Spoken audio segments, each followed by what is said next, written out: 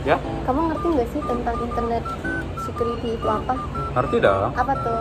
Nah, jadi internet security itu sangat penting bagi kita semua, terutama bagi para pekerja kantoran dan juga pengguna rumahan. Jadi, internet security itu berfungsi untuk menjaga rata-rata kita yang berada di internet agar tetap aman. Nah, internet security itu mencakup 3 hal, yaitu network security, online security, dan juga browser security. Apa sih alasannya untuk kita netapin internet security itu? Nah, jadi kenapa sih kita harus menerapkan internet security itu? Nah, jadi alasannya itu yang pertama, agar kita dapat menjaga privasi dan juga kerahasiaan dari data kita di internet. Lalu, yaitu untuk menjaga data kita dan juga identitas pribadi kita. Karena pada era modern ini marak sekali terjadinya pencurian data dan juga identitas pribadi. Maka dari itu kita harus tetap menjaga data kita dan juga identitas kita agar tetap aman di internet. Nah, jadi kamu tahu nggak sih gimana cara ningkatin keamanan web browser? Tahu dong. Jadi caranya itu kita mengatur pengaturan keamanan dan privasi browser, lalu mengupdate browser kita, terus mengaktifkan peringatan jika terjadinya masalah keamanan yang muncul. Ya. Terus menghindari penggunaan wifi gratis dan memasang security plugin. Jadi di browser itu fiturnya ada apa aja sih, Van? Nah, kalau kamu mau tahu lebih lengkapnya tentang fitur-fitur dari web browser, terus tentang pesan cepat dan juga cara menjaga keamanan anak, kamu bisa nonton video ini ya. Nah, jadi ini fitur-fitur dari browser dan risiko yang ditimbulkannya. Yang pertama, itu Java, bahasa pemrograman yang digunakan untuk membuat aplikasi komputer atau konten aktif di internet. Java memiliki dua bagian, yaitu aplikasi berjalan di komputer dan plugin browser. Plugin browser Java membuat browser rentan terhadap peretasan yang dapat menyebabkan pencurian data. Oleh karena itu, plugin tersebut harus dinonaktifkan. Yang kedua, ActiveX. Ini adalah komponen perangkat lunak yang sudah terpasang sebagai bagian dari Windows Explorer. ActiveX diperlukan oleh beberapa situs web untuk menampilkan elemen tertentu atau untuk meningkatkan pengalaman menjelajahi secara keseluruhan. Namun, ActiveX memiliki banyak kelemahan yang mudah dieksploitasi oleh peretas untuk memasang malware pada sistem pengguna. Yang ketiga, cookie. Cookie adalah berkas yang merekam wilayah penelusuran pengguna dan disimpan secara lokal di komputer mereka. Riwayat browsing yang direkam memungkinkan retailer untuk mengirimkan iklan yang ditargetkan kepada kita. Cookie juga merupakan alasan utama di balik pelanggaran privasi online dan harus dinonaktifkan sedapat mungkin. Yang keempat, extension. Software ini dapat menambahkan atau mengubah fitur tertentu di browser. Beberapa extension memungkinkan pengguna untuk memblokir iklan, menonton video secara online, atau mengirim pesan instan dengan teman. Masalah dari extension adalah beberapa di antaranya digunakan untuk menyuntikkan malware ke sistem komputer atau melacak aktivitas browsing pengguna. Berikutnya ada instant messaging atau pesan instan. Instant messaging atau pesan instan merupakan suatu metode komunikasi secara online yang dimana pesan dikirimkan melalui aplikasi perangkat lunak secara real time. Berbeda dengan email, instant messaging memungkinkan kita untuk mengetahui apakah teman kita sedang online atau tidak. Instant messaging memiliki beberapa fitur seperti berikut. Yang pertama, ada fitur obrolan yang memungkinkan kita untuk membuat ruang obrolan bersama teman secara online.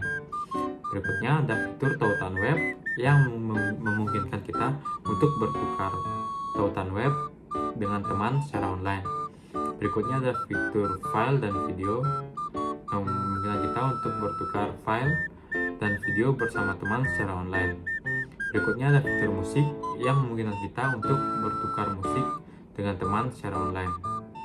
Dan ada kemampuan seluler yang memungkinkan kita untuk mengirim pesan secara instan dari ponsel. Jaringan instant messaging terdiri dari klien dan server. Pengguna memasang klien yang terhubung ke server yang dioperasikan oleh vendor jaringan instant messaging seperti Skype, WhatsApp, Signal, dan lain-lain. Instant messaging juga memiliki beberapa masalah keamanan. Berikut merupakan masalah keamanan yang berkaitan dengan instant messaging. Yang pertama ada masalah privasi. Ada beberapa kasus masalah privasi yang disebabkan oleh klien instant messaging. Ini termasuk penyadapan, kehilangan dan kebocoran informasi pribadi, dan paparan alamat IP. Kemudian ada masalah identitas. Siapapun dapat menyamar sebagai orang lain di internet. Pengguna tidak memiliki cara untuk mengetahui apakah orang yang mereka ajak berkomunikasi merupakan orang asli atau hanya nama pengguna palsu. Berikutnya, ada malware dalam file yang ditransfer. Klien IM yang memungkinkan transfer file mungkin mengizinkan malware menginfeksi file untuk menghindari perlindungan antivirus. Peluang infeksi melalui rute ini berkurang dengan adanya perangkat lunak antivirus yang diperbarui dengan tanda tangan virus terbaru. Selain itu, pengguna yang mudah tertipu dapat diyakinkan oleh penyerang untuk memasang klien instant messaging yang rentan yang berisi virus atau trojan. Berikutnya akan disampaikan oleh teman saya. Halo, pasti kamu udah gak asing lagi dong sama yang namanya internet. Mulai dari main game, nonton video, sampai ngobrol di sosmed, semuanya bisa. Tapi, tahukah kamu, internet juga punya sisi gelap yang berbahaya banget kalau kita gak hati-hati. Nah, di video ini kita bakal bahas bareng-bareng apa aja sih resiko yang bisa ngintai kamu di dunia maya dan gimana caranya biar tetap aman.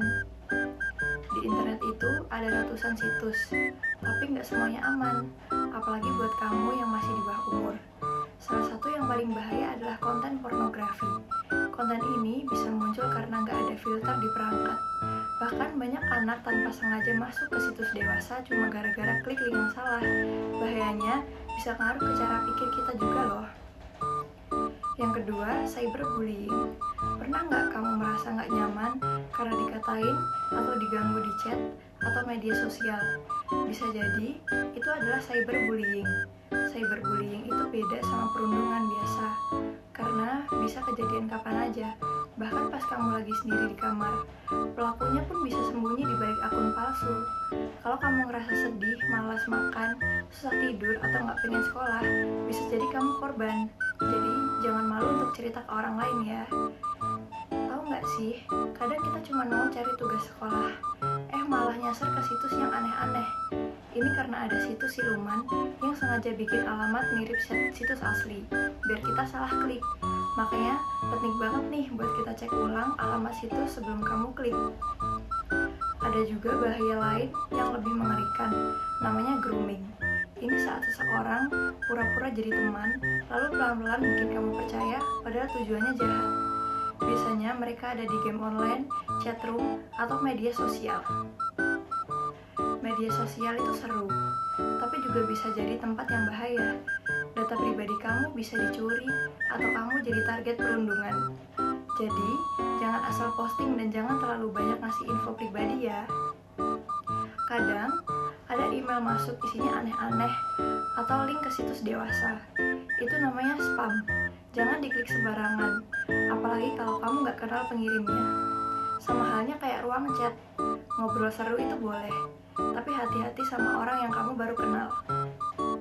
Internet itu luar biasa, tapi ingat, makin luas dunianya, makin besar juga bahayanya. Kamu harus pintar-pintar jaga diri, cek info, dan jangan ragu minta bantuan orang dewasa kalau ada hal yang bikin kamu gak nyaman. Yuk kita jadi pengguna digital yang cerdas dan bertanggung jawab. Kalau kamu suka video ini, jangan lupa share ke teman kamu yang lain, biar sama-sama makin pinter dan aman di dunia digital. Nah, jadi gimana videonya, Jel? Ngerti nggak? Jelas nggak penjelasannya? Jelas banget. Nah, jadi gitu tuh tadi fitur-fitur dan juga cara ngejaga keamanan anak di internet. Makasih ya infonya. Ya, sama-sama. Duluan ya. Ya.